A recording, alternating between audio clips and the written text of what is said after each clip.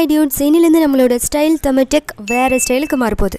என்னடா இது, நம்ம இந்த சேனலுக்கு தான் சப்ஸ்கிரைப் பண்ணுமான்னு நீங்கள் நினைக்கிற அளவுக்கு சும்மா கண்டென்ட்ஸ்லாம் தெரிக்க விட போகிறோம். ரொம்ப சீரியஸாக போயிட்டு இருந்த நம்மளோட சேனலில் ஃபன் மோடை ஆன் பண்ண போகிறோம். இந்த திடீர் முடிவால் யாரும் டென்ஷன் ஆக வேணாம். வாங்க கண்டென்ட்குள்ளே போவோம். இன்ஸ்டாகிராம், ட்விட்டர், வாட்ஸ்அப், ஃபேஸ்புக் இதில் யார் உங்கள் இன்ஃபர்மேஷன் கேட்டாலும் என்னமோ அவங்க உங்களுக்கு சுண்டலும் பொறிக்கடலையும் இலவசமாக கொடுக்குற மாதிரி எல்லா இன்ஃபர்மேஷனையும் கொடுத்துருது.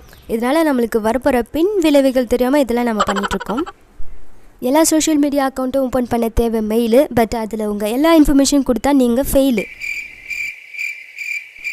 அது உங்கள்கிட்ட கேள்வியை அடுக்கிக்கிட்டே இருக்கும். நீங்கள் ஒரிஜினல் இன்ஃபர்மேஷன் கொடுத்துக்கிட்டே இருப்பீங்க. இதை விட ஸ்பெஷல் ஐட்டம் ஒன்று இருக்குது. நம்ம பொண்ணுங்க சில பேர் என்ன பண்ணுவாங்கன்னா, என்னவோ சோஷியல் மீடியாக்கார வருஷம் பிறந்த நாளைக்கு கிஃப்ட் அனுப்புகிற மாதிரி பர்த்டே டேட் இல்லாமல் மெயிலே க்ரியேட் பண்ணுறது இல்லை. பொண்ணுங்க ஏன் பர்த்டேட்டோட மெயில் க்ரியேட் பண்ணக்கூடாது? வயசு 16.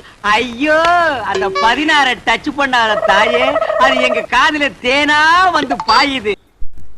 லோன் அலையாமல் பேங்க்கில் லோன் கூட வாங்கிடலாம். ஆனால் இந்த பொண்ணுங்க கிட்டேருந்து நம்பரை வாங்கவே முடியாது. ஆனால் இந்த பொண்ணுங்க சோஷியல் மீடியாவில் அவங்க நம்பரை ஈஸியாக கொடுத்துட்றாங்க. இதனால தான் பாதி ப்ராப்ளம்ஸ் வருது உங்கள் ப்ரைவசி காலி ஆகிறதுக்கு. இதுக்கு தான் நம்மக்கிட்ட செம்ம ஐடியா இருக்குது. உங்கள் ஒரிஜினல் நேமுக்கு பதிலாக உங்களுடைய ஷார்ட் நேம், நிக் நேம் கொடுத்துக்கோங்க.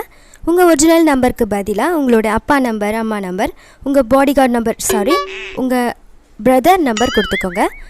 அதே மாதிரி உங்கள் ஒரிஜினல் ஃபோட்டோக்கு பதிலாக எப்போவும் நம்ம பண்ணுவோமே, பூ, மரம், செடி, கொடி இந்த மாதிரி போட்டுக்கோங்க. நடுவில் மானே, தேனே அதையும் போட்டுக்கோங்க. இந்த மாதிரி பண்ணிங்கன்னா உங்கள் ப்ரைவசிக்கு பக்கா கேரண்டி. அப்புறம் இன்னொரு விஷயம், ஹேக் பண்ணுறவங்ககிட்டேருந்து எப்படி தப்பிக்கலான்னு சொல்கிறேன். மெயில், ரெக்கவரி மெயில் ரெண்டுத்துலேயும் ஸ்ட்ராங்காக இருக்கணும். பாஸ்வேர்டு சொன்னேன், நம்பர், சிம்பிள், லெட்டர்ஸ் எல்லாத்தையும் கலந்து போட்டுக்கணும். ஹேக் பண்ணுறவங்க உங்களை பல வழியில் மடக்கலான்னு நினைப்பாங்க. ஆனால் நீங்கள் எதுலேயும் சிக்கக்கூடாது. தெரியாதவங்க அனுப்புகிற எந்த லிங்க்கையும் கிளிக் பண்ணக்கூடாது. தெரியாதவங்க அனுப்புகிற எந்த மெயிலையும் கிளிக் பண்ணி பார்க்கக்கூடாது. அப்புறம் எல்லா அக்கௌண்ட்லேயும் டூ ஸ்டெப் வெரிஃபிகேஷன் ஒன்று இருக்கும். அதை நீங்கள் யூஸ் பண்ணிக்கணும். ஏன்னா தானாக வர்றதை வேணான்னு சொல்லக்கூடாதுன்னு பெரியவங்க சொல்லியிருக்காங்க. அதுக்கு தான் நம்ம ஆளுங்க என்ன பண்ணுவாங்க, சாஃப்ட்வேர் அக்ரிமெண்ட்டாக இருந்தாலும் சரி, ஒய்ஃபாக இருந்தாலும் சரி, அது என்ன கேட்டாலும் கடைசியாக ஐ அக்ரின்னு சொல்லிடுவாங்க. அந்த மாதிரி கொடுக்கக்கூடாது. சாஃப்ட்வேருக்கு மட்டும்தாங்க. அன்னோன் ஆசாமிங்க கிட்டேருந்து வர எந்த மெயிலையும் ஆன்லைன் இன்ஸ்ட்ரக்ஷனையும் ஃபாலோ பண்ணக்கூடாது. நீங்கள் யூடியூப் சேனல் வச்சுருந்தீங்கன்னா நீங்கள் இன்னும் ஷாராக இருக்கணும். ஏன்னா ஹேக்கர்ஸ் போடுற வலையில் நீங்கள் சிக்கலன்னு ஸ்பான்சர்ஷிப் மெயில் மூலியமாக கூட வருவாங்க. உங்கள் சேனல் நல்லா க்ரோத் ஆகிட்ட பிறகு உங்களுக்கு ஸ்பான்சர்ஷிப் தரேன்னு நிறைய பேர் வருவாங்க. அதில் 95% ஸ்பேம் தான். அதனால் நீங்கள் உஷாராக இருக்கணும். அந்த ஃபேக்கான ஆளுங்க கிட்டலாம் நீங்கள் ஒரிஜினல் டீட்டெயில்ஸ் கொடுத்துட்டீங்க.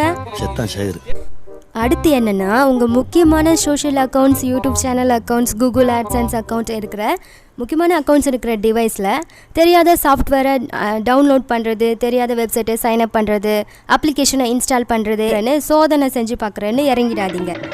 இதோட புள்ளி ஸ்டாப் வச்சு கடையை சாத்திக்கிறேன். பாய்.